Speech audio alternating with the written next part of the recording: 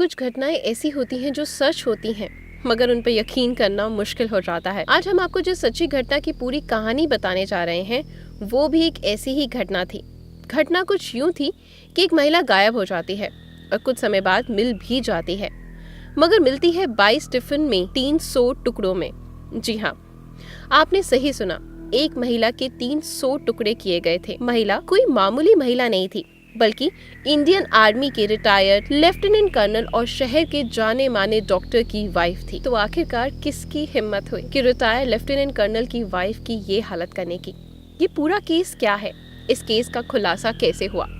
चलिए जानते हैं सब कुछ उस वीडियो में। यकीन मानिए, जब आप कातिल और कत्ल की वजह के बारे में जानेंगे तो आपके लिए किसी झटके से कम नहीं होगा। लाश के टुकड़े करने में इस्तेमाल किए गए हथियार के बारे में भी जानकर आप चौंक जाएंगे। तो चलिए बिना किसी देरी की कहानी शुरू करते हैं। उड़ीसा की राजधानी भुवनेश्वर में न्यायपल्ली नाम की जगह है। यहीं एक बड़े बंगले में इंडियन आर्मी के retired lieutenant colonel doctor Somnath Parida अपनी पत्नी उषा श्री समल के साथ रहा करते थे। सोमनाथ परिदा ने 1970 में बतौर second lieutenant Indian army join की थी, जबकि वो लेफ्टिनेंट कर्नल के पद पर रहते हुए 1992 में आर्मी से रिटायर्ड हुए थे। आर्मी में वो बतौर डॉक्टर अपनी सेवाएं दे रहे थे। डॉक्टर सोमनाथ परिदा की गिनती आर्मी के बेस्ट सर्जन में की जाती थी। आर्मी से रिटायरमेंट के बाद उन्होंने कुछ समय तक वर्ल्ड हेल्थ ऑर्गेनाइजेशन यानी WHO के लिए भी काम किया था। जब ये भुवनेश्वर में रहने लगे थे तो उन्होंने अपना खुद का क्लिनिक स्टार्ट कर लिया था।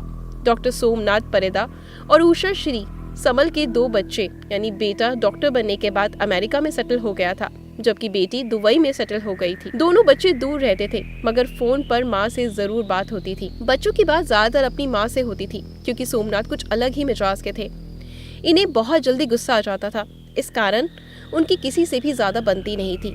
यहाँ तक कि अपने बच्चों से भी उनके रिश्ते बहुत अच्छे नहीं थे। सामाजिक रूप से भी वो खुद को अलग थलग रखते थे। कहने को तो उनका घर एक बड़ा सा विला था, मगर उसमें इन दोनों के अलावा कोई नहीं रहता था। इनके यहाँ रिश्तेदारों का आना जाना भी बहुत कम था। कुछ लोग तो सोमनाथ परिदा के बड़े से बंगले को घर भी कहते थे। रूटीन के मुताबिक सोमनाथ परिदा शाम के 6 बजे सो जाया करते और सुबह 3 बजे जग जाया करते। खैर, और अब काफी साल बीत चुके थे और अब साल आया 2013। सोमनाथ परिदा के 2 बच्चे हफ्ते में 1-2 बार अपनी माँ को फोन कर लिया करते। हमेशा की तरह जब जून महीने में अमेरिका में रह रहा बेटा अपनी माँ को फोन करता है तो मोबाइल स्विच ऑफ आता है। वो सोचता है कि माँ शायद कहीं और होगी, इसलिए वो थोड़ी देर बाद फोन करता है, मगर मोबाइल अभी भी स्विच ऑफ था। अगले दिन वो फिर से माँ के नंबर पर फोन करता है, मगर मोबाइल स्विच ऑफ ही आता है। ऐसे में अब बेटे को चिंता होने लगती है और वो अपने पिता को फोन करती है। जब वो पिता से माँ के मोबाइल की स्विच ऑफ होने के बारे में पूछती है तो सोमनाथ परिदा कहते हैं कि तुम्हारी माँ कुछ दिन पहले ही अपनी बेटी के पास दुबई गई है, इसी कारण उसका मोबाइल स्विच ऑफ आ रहा है।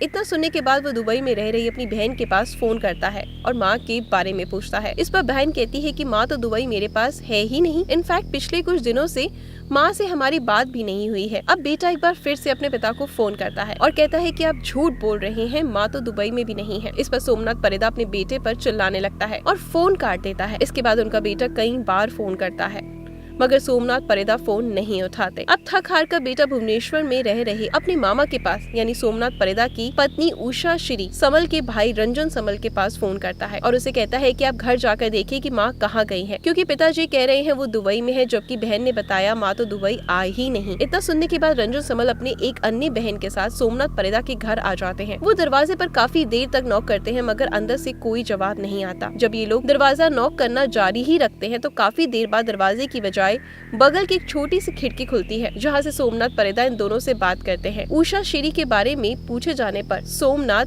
परिदा कहते हैं कि वो तो अपनी बेटी के पास दुबई गई है। इस पर रंजन अपने जीजा सोमनाथ परिदा से कहता है कि आप झूठ बोल रहे हैं, वो दुबई में नहीं है, आप पहले दरवाजा खोलिए फिर हम बात करेंगे। इतना सुनते ही सोमनाथ परिदा उन लोगों पर चिल्लाने लगता है और खिड़की भी बंद करके अंदर बैठ जाता है। इसके बाद लोग बाहर खड़े होकर काफी देर तक दरवाजा पीटते हैं, मगर दरवाजा नहीं खुलता। अब रंजन किसी खिड़की तक पहुँच जाता है और अंदर देखने की कोशिश करता है। खिड़की पर खड़े होते ही उसे दुर्गंध महसूस होती है। अब रंजन को समझ आने लगता है कि जरूर दाल में कुछ काला है। पास के ही नया पुल्ली पुलिस स्टेशन चला जाता है और पुलिस वालों को उषा श्री के गायब होने तथा सोमनाथ परिदा की हरकतों के बारे में बताता है। तुरंत सोमनाथ परिदा के घर पहुंच जाती है और वो भी दरवाजा खुलवाने की कोशिश करती है। पुलिस वालों के लाख कहने के बावजूद सोमनाथ परिदा दरवाजा नहीं खोलते।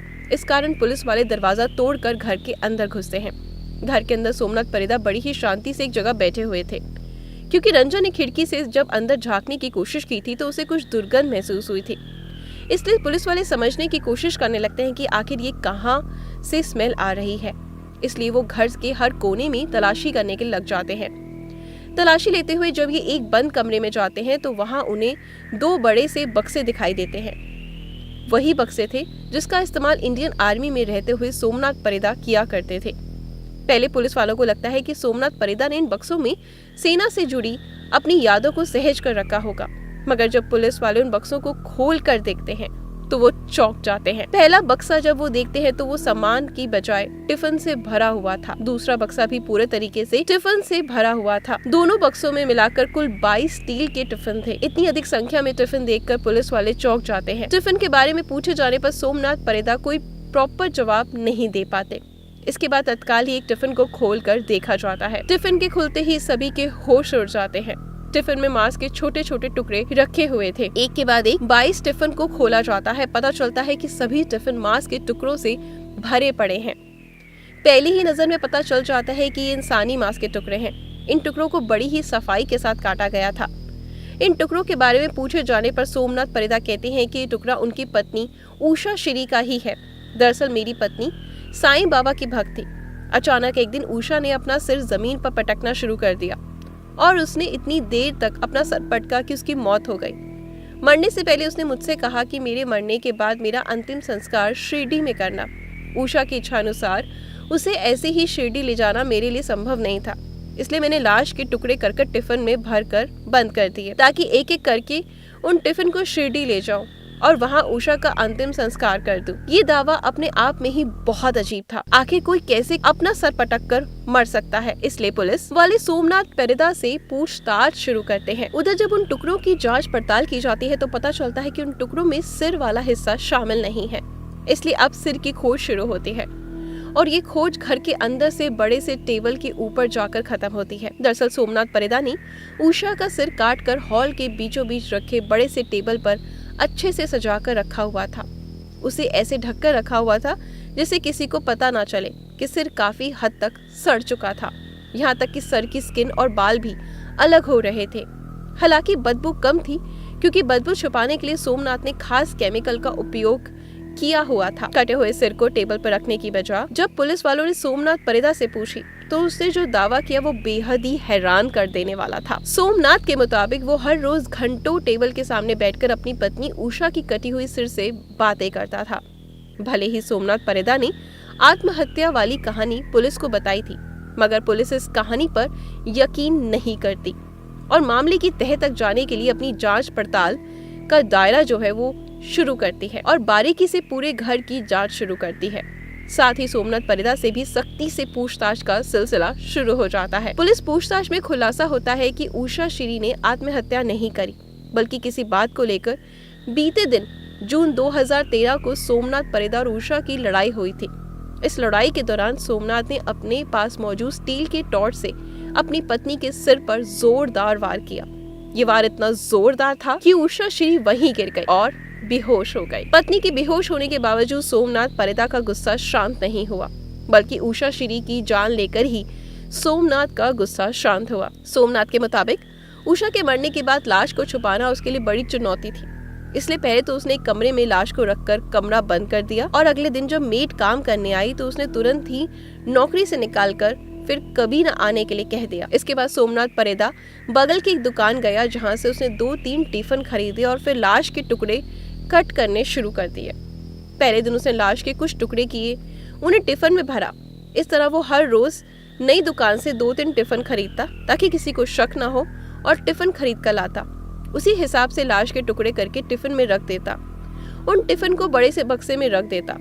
सोमनाथ परिदा ऐसा तब तक करता रहा जब तक कि उषा की पूरे तरीके से टुकड़े नहीं बट गए। लाश की बदबू बाहर ना फैले से सोमनाथ परिदा मार्केट से बड़ी मात्रा में बदबू छुपाने के लिए इस्तेमाल किए जाने वाले केमिकल भी खरीद कर ले आया। इसके अलावा वो फिनाइल का भी छिड़काव करता रहता ताकि बाहर बदबू ना जाए। जैसा कि वीडियो की शुरुआत में हमने बताया कि सोमनाथ एक जाने माने सर्जन थे, इसलिए उन्हें ह्यूमन एटॉमी के बारे में अच्छे से जानकारी थी। इस कारण उन्हें लाश के टुकड़े करने में कोई परेशानी नहीं हुई।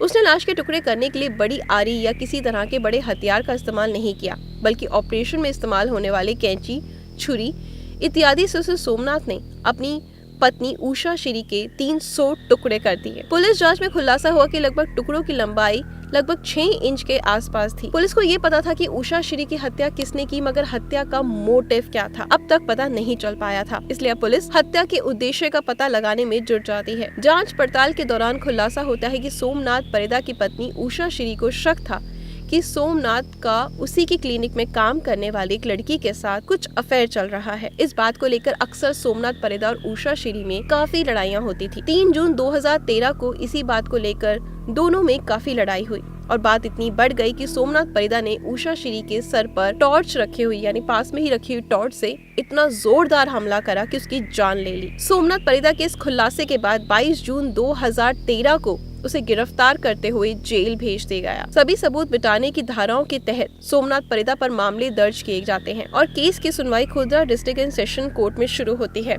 सुनवाई के दौरान सोमनाथ परिदा का बेटा और बेटी भी अमेरिका और दुबई से वापस आते हैं और अपने पिता के खिलाफ कोर्ट में गवाही देते हैं। बेटा और बेटी द्वारा दी गई गवाही पुलिस द्वारा जुटाए गए सबूत से साफ हो जाता है कि सोमनाथ परिदा ने अपनी पत्नी की हत्या की है और फिर उसके शव को 300 टुकड़ों में काटकर टिफिन में रख दिया। इस तरह उषा श्री की हत्या का दोषी करार करते हुए Khurda district and session court द्वारा सोमनाथ परिदा को 25 फरवरी 2020 को उम्र कैद की सजा सुनाई जाती है। साथ ही उस पर 50,000 रुपए का फाइन भी लगाया जाता है।